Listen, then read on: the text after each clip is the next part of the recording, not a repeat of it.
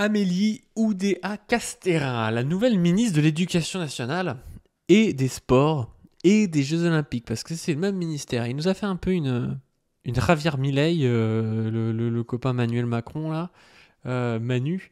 Il a réduit un peu le nombre de ministres et il s'est dit, moins ils sont compétents, plus je leur mets de ministères.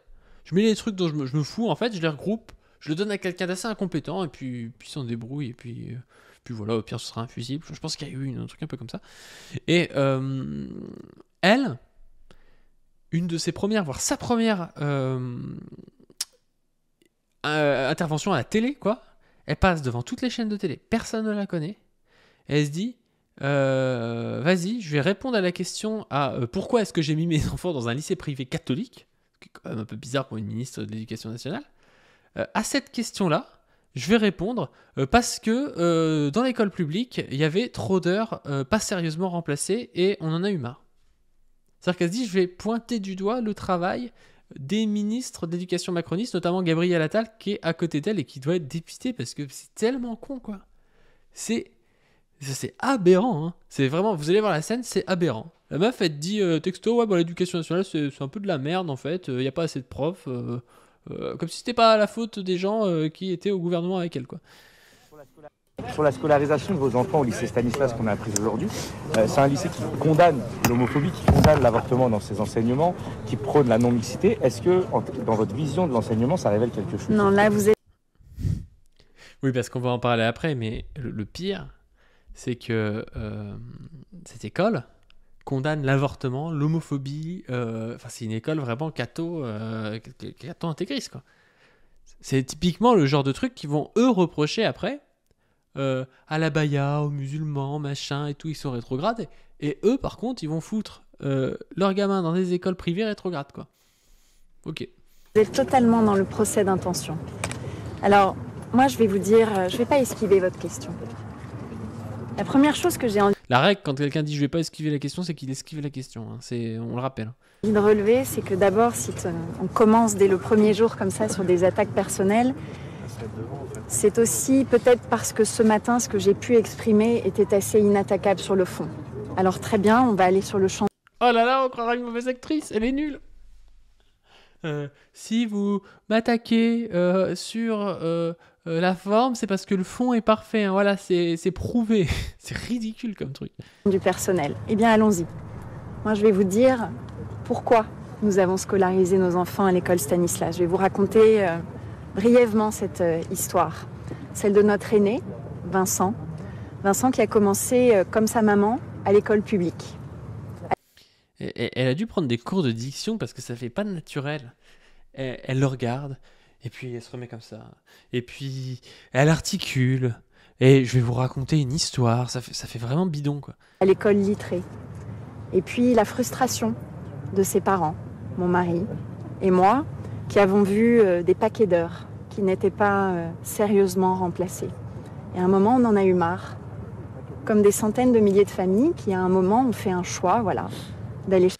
Putain, mais Gabriel Attal, il doit halluciner. La meuf est en train de dire l'éducation nationale, c'est de la merde, il remplace pas les heures, quoi. Enfin, c'est vraiment, la meuf est débile, quoi. Et puis la frustration de ne pas sérieusement remplacée. Et à un moment, on en a eu marre. Comme des centaines de milliers de familles qui, à un moment, ont fait un choix, voilà, d'aller chercher une solution différente. On habitait rue Stanislas. Scolariser nos enfants à Stanislas était un choix de proximité. Ils peuvent pas avouer qu'ils sont réactionnaires, ces gens. Ils ne peuvent pas... Enfin, tu mets pas tes enfants dans une école ou dans un lycée catholique vénère quand t'es pas catholique. Ça n'arrive pas, en fait. Ça n'arrive pas. Je veux dire, elle a le droit de l'avouer, mais c'est trop bizarre comme truc. Non, c'était un choix de proximité. C'était comme ça. N'importe quoi. Et depuis, de manière continue, nous nous assurons que nos enfants sont non seulement bien formés, avec de l'exigence dans la maîtrise des savoirs fondamentaux, et qui sont heureux, qui sont épanouis, qu'ils ont des amis qui sont bien, qui se sentent en sécurité. Oh là là là là, mais c'est nul. Mais qui lui a appris ce discours pourri, là? Confiance. Et c'est le cas pour mes 3 petits garçons, mes 3 enfants qui sont là-bas. Alors je pense que avant de stigmatiser les choix des parents d'élèves, il est important de rappeler que l'école, c'est celle de la République et que... Oh non, mais on stigmatise pas les choix des parents d'élèves. Tu es ministre de l'Éducation nationale. Tu mets tes enfants à l'école privée parce que tu considères que l'Éducation nationale n'a pas assez de profs et ne remplace pas les heures. Donc, soit demain tu nous dis que tu engages 200 000 profs en plus, soit tu la fermes à tout jamais en fait. C'est simplement ça, c'est aussi simple que ça. Que la République travaille avec tout le monde dès lors qu'on est au rendez-vous, voilà, de cette exigence et de ces valeurs. Et donc elle est en train de montrer que pour ceux qui n'ont pas l'argent pour aller dans le privé, en fait, ils font quoi? Ils sont baisés. Ils n'ont pas l'argent, donc leurs gamins auront une moins bonne formation parce qu'il n'y aura plus de profs à l'école publique. Et voilà, ce sera la merde, quoi. On a Usul qui nous dit il est temps de relancer la guerre contre l'enseignement privé et son financement public. Pourquoi ça existe déjà? Les bourgeois ne s'occuperont correctement du public que quand ils seront contraints d'y mettre leurs gosses. Et puis, on a Mediapart qui nous explique un truc intéressant. C'est par rapport à ce fameux lycée Stanislas.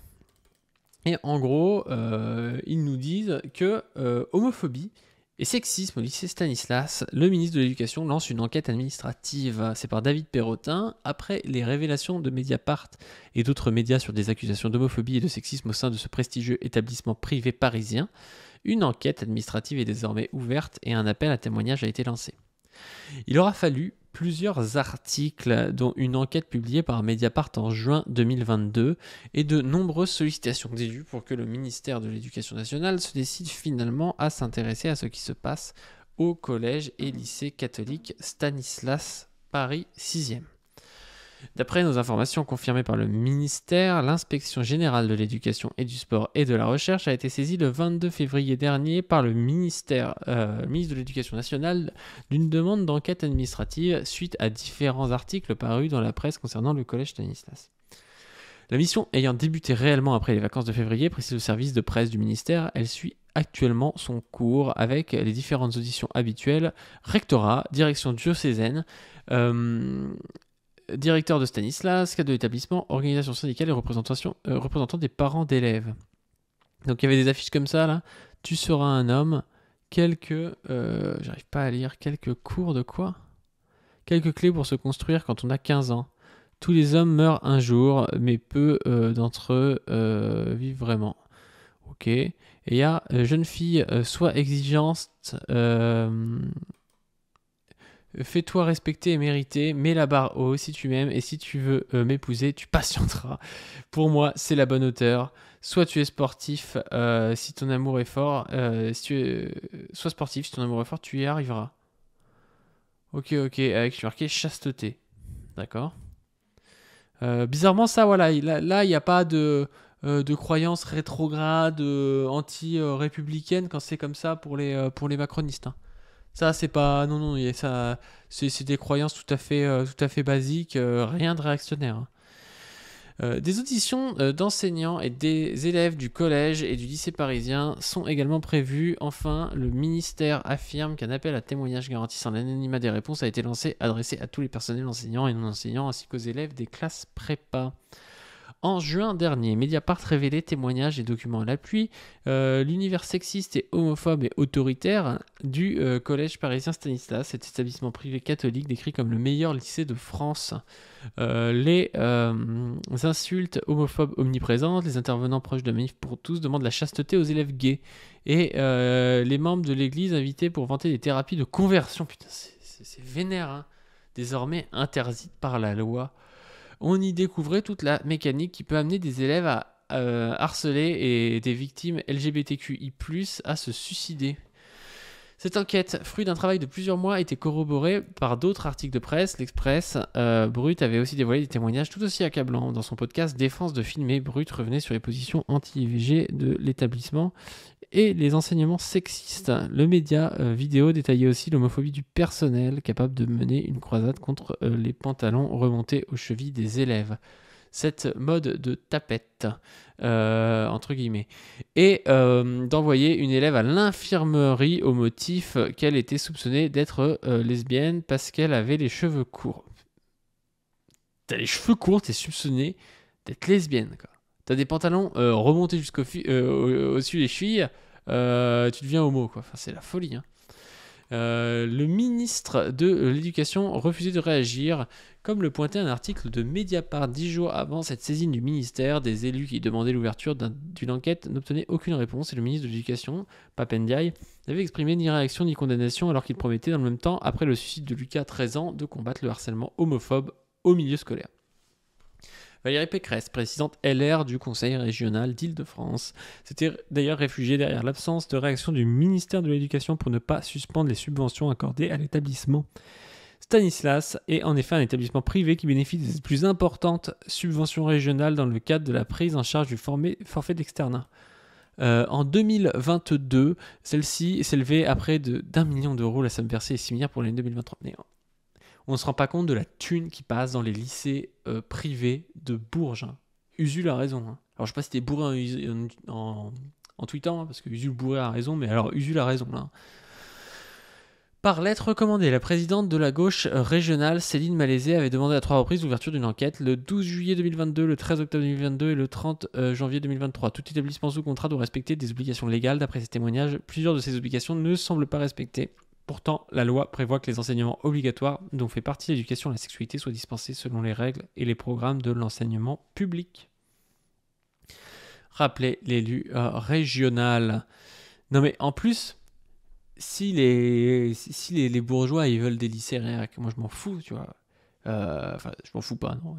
C'est faux, je ne m'en fous pas. Mais à la limite, s'ils en ont, ils les payent. Pourquoi nous on paye pour les lycées réac des Bourges? Insupportable ce truc-là. C'est insupportable. Mais oui, je ne suis pas pour payer, je ne suis même pas pour que les Bourges aient des lycées réac, même s'ils les payent. Donc voilà, c'est dit. Le 25 avril dernier, le cabinet de Pap Ndiaye lui répondait enfin pour lui annoncer l'ouverture de cette enquête. À l'issue de ces travaux, la mission sera en mesure d'établir de façon certaine si des dysfonctionnements existent ou non au sein du collège Stanislas, peut-on lire dans le courrier. Donc voilà où on en est. La ministre commence très bien son ministère. C'est vraiment très bien. Je trouve qu'elle n'est pas du tout dans la sauce. Elle se fout pas du tout de notre gueule. C'est vraiment excellent.